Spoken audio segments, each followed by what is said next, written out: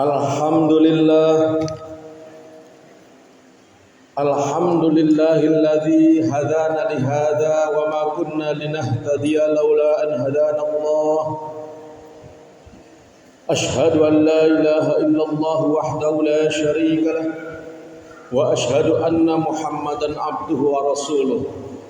Allahumma salli wa sallim ala asyrafil anbiya'i wal mursalin Sayyidina Muhammadin wa ala alihi wa sahbihi ajma'in, amma ba'd.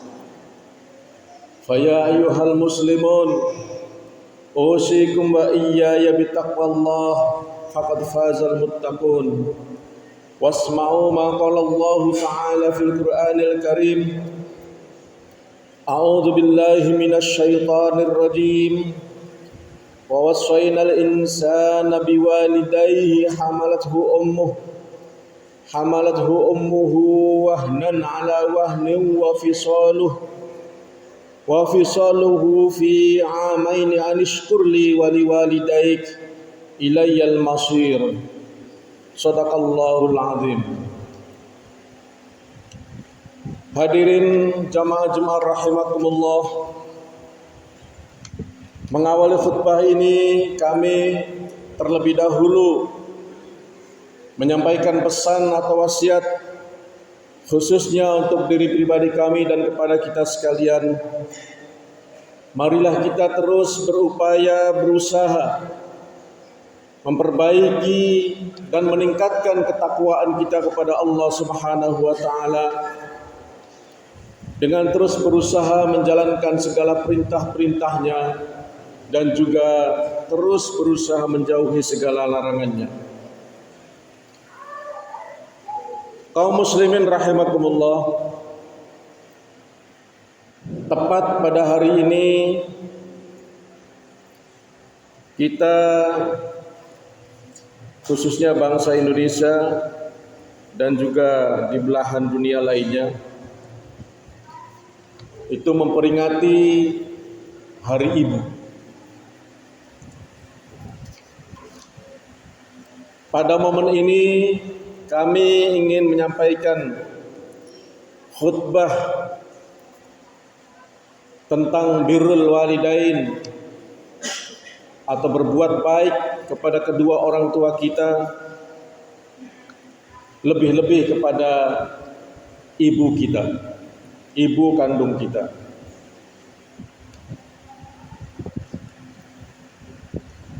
Cukup banyak baik ayat Al-Quran maupun hadis-hadis Rasulullah SAW yang menjelaskan tentang seharusnya bagaimana kita seorang anak berbuat baik kepada ibu kita atau kepada kedua orang tua kita.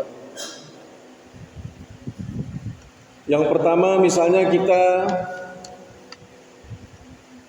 melihat dari peranan kedua orang tua kita yang menghadirkan kita atau melahirkan kita ke dunia ini.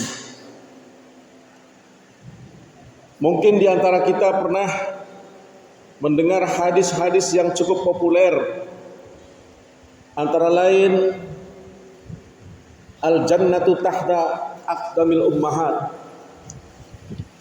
Kata Nabi dalam salah satu hadis yang diriwayatkan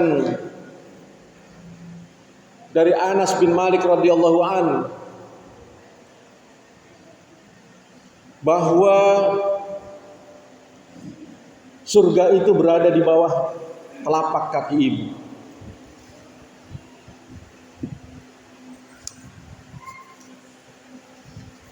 Dalam hadis lain dari Abu Hurairah radhiyallahu an, yang hadis ini merupakan riwayat juga dari Imam Bukhari Muslim. Ada seorang sahabat yang bertanya, "Wahai Rasulullah, man ahaqqun nasi bi husni sahabati?" Qala ummuka. Qala ummuka. Sumaman qala ummuka. 3 kali Rasulullah menjawab dengan kalimat ummuka. Baru yang keempat kalinya qala tsumma man, faqala abuka, bapakmu. Jadi hadis ini ketika seorang sahabat bertanya kepada Rasulullah, wahai Rasul, siapakah di antara kerabat yang paling harus kita hormati? Kata Nabi, ibumu. Terus siapa lagi? Ibumu. Terus siapa lagi? Ibumu. Barulah yang keempat kali Rasulullah menjawab, terus siapa lagi wahai Rasul? Beliau menjawab, bapakmu, ayahmu. 2 hadis ini menggambarkan betapa derajat ibu, derajat seorang ibu dalam pandangan ajaran Islam, dalam pandangan Allah itu sangat mulia. Sampai-sampai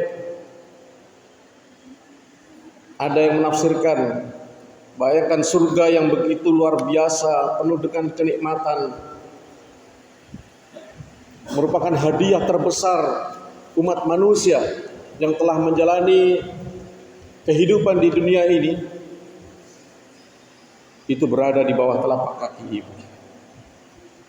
Tentu saja maksud yang sesungguhnya daripada hadis al-jannatu tahta aqdamil ummahat adalah kita seorang anak ketika ingin hidup akhir hidup kita nantinya terhindar dari api neraka dan ingin masuk surga, maka salah satunya adalah kita harus tunduk dan patuh kepada ibu kita.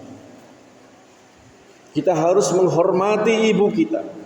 Kita harus menghargai ibu kita. Kita tidak boleh menyakiti perasaan dan hati ibu kita. Kemudian hadis yang kedua yang saya sampaikan tadi, itu juga menggambarkan bahwa kalau dibandingkan kehormatan yang harus kita berikan kepada kedua orang tua kita antara ayah dan ibu, Rasulullah mengutamakan kepada ibu. Ini juga diantaranya karena peranan ibu dalam menghadirkan kita itu.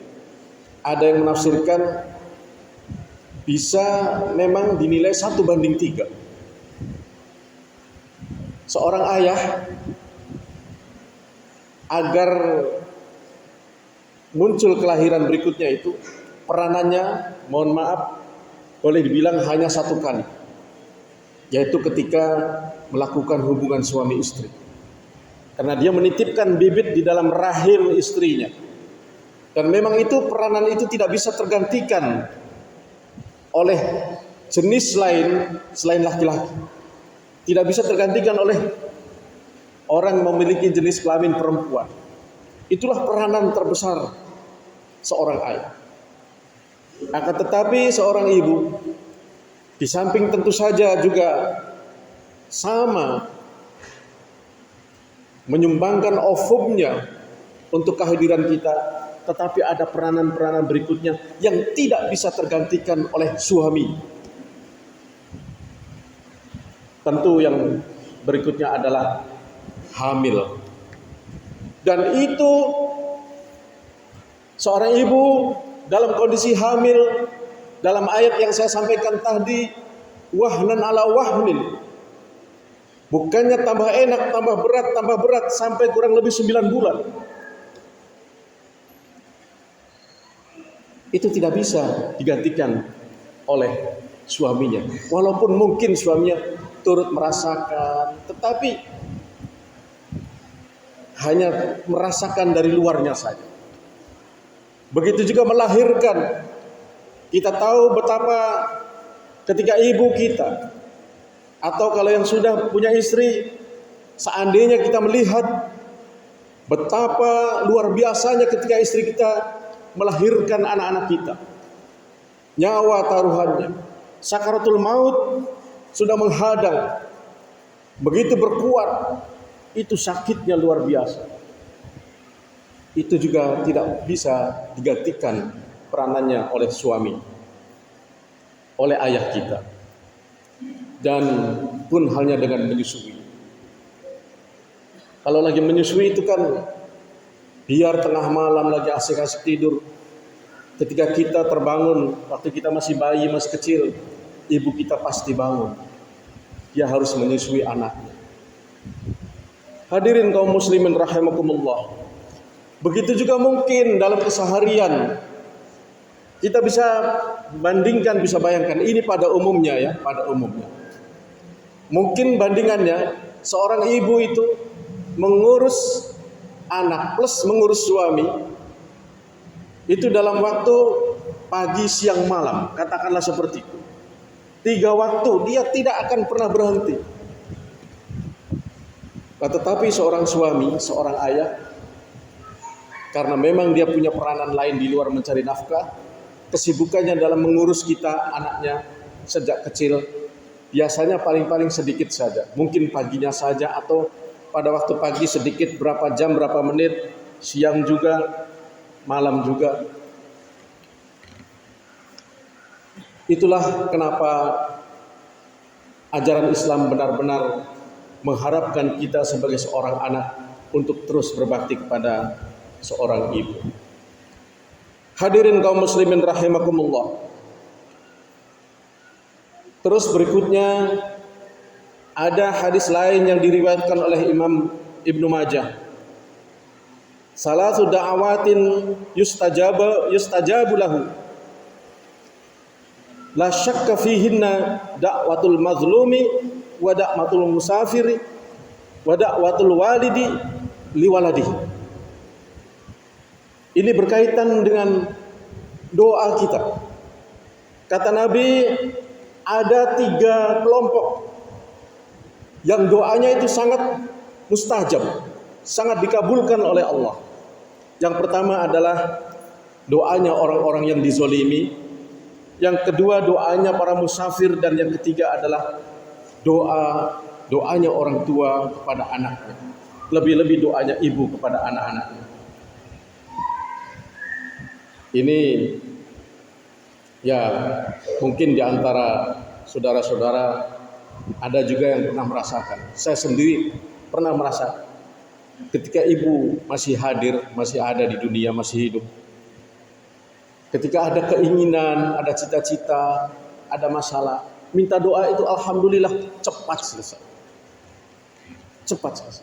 Tapi ketika almarhumah yang sudah meninggal, itu berbeda. Tidak secepat dulu. Itu saya sendiri merasakan. Mungkin di antara kita juga ada yang merasakan. Karena itulah salah satu kelebihan doa ibu. Hadirin kaum muslimin rahimakumullah. Untuk itu pada kesempatan kali ini kami mengajak tentu saja kepada diri saya sendiri. Karena kita juga masih bisa berbakti seandainya ibu bapak kita sudah meninggal dunia. Dengan mendoakan mereka. Dengan misalnya kita bersedekah atas nama mereka. Dan lain sebagainya, berbuat baik atas nama mereka. Dan lebih-lebih yang masih hidup, ayah ibunya. Tolong pergunakan kesempatan sebaik-baiknya. Suatu saat Rasulullah pernah bersuara keras di depan para sahabat. Celaka. Seorang sahabat bingung. Ya Rasul, apanya yang celaka? Celakalah seseorang yang masih mendapati ibunya, mendapati bapaknya masih hidup, kemudian dia tidak mempergunakan sebaik-baiknya untuk berbuat baik kepada kedua orang tuanya. Hadirin kaum muslimin rahimakumullah. Menutup khutbah ini ada satu hadis yang diriwayatkan oleh Imam Bukhari Muslim. Kata Nabi ketika ditanya oleh seorang sahabat, Ayyul amali ahabu ilallah. Amal apakah yang paling dicintai oleh Allah? Qala, Nabi menjawab, as-salatu ala waqtiha. Qala thumma ayy, apalagi? Qala, Nabi pun menjawab lagi, summa birrul walidain. Qala thumma ayy? Qala al jihadu fi sabilillah. Apakah amal yang paling dicintai oleh Allah? Jawab Nabi, yang pertama adalah sholat 5 waktu pada waktunya, tepat pada waktunya. Kemudian amal yang kedua adalah birrul walidain, berbuat baik, berbakti kepada kedua orang tua. Dan yang ketiga adalah jihad fi sabilillah. Bayangkan posisinya, dia melebihi jihad fi sabilillah ketika kita berbakti dan berbuat baik kepada kedua orang tua. Inilah khutbah yang dapat kami sampaikan. Mudah-mudahan bisa kita pahami semua. Dan mari yang masih ada kedua orang tuanya, lebih-lebih masih hidup ibunya, pergunakan sebaik-baiknya. Kalau masih punya kesalahan, minta maaf segera dan kemudian perbaiki perilaku kita, sikap kita kepada kedua orang tua kita. Dan bagi yang sudah meninggal kedua orang tua kita, mari kita jangan berhenti setiap waktu, setiap habis sholat 5 waktu kita doakan agar kehidupan kedua orang tua kita di alam sana mendapatkan kedamaian dan jannatul firdaus atau surga yang Allah berikan. Amin ya rabbal alamin. Barakallahu li wa lakum fil Qur'anil azim wa nafa'ani wa iyyakum bima fihi minal ayat wa dzikril hakim wa taqabbal minni wa minkum tilawatahu innahu huwas samiul basir.